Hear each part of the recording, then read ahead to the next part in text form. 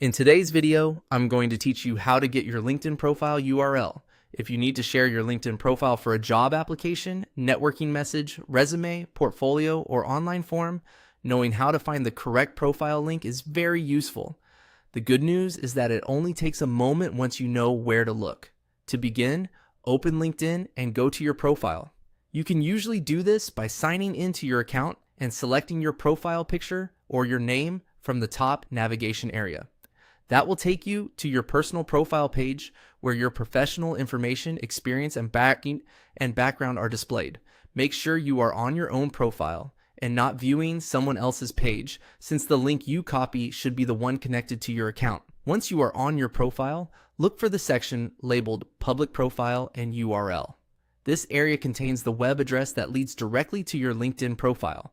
Depending on whether you are using a desktop browser or a slightly different layout, the wording may appear in a sidebar or profile settings area, but the key thing to look for is the public profile link.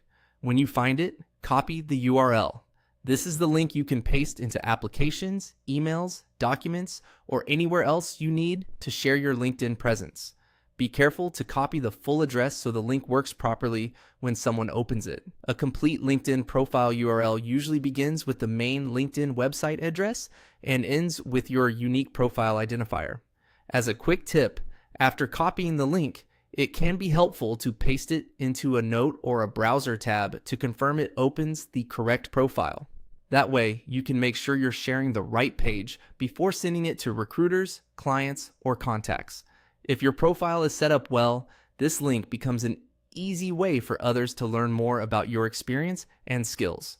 That's all there is to it. Go to your LinkedIn profile, find the public profile and URL section, and copy the URL.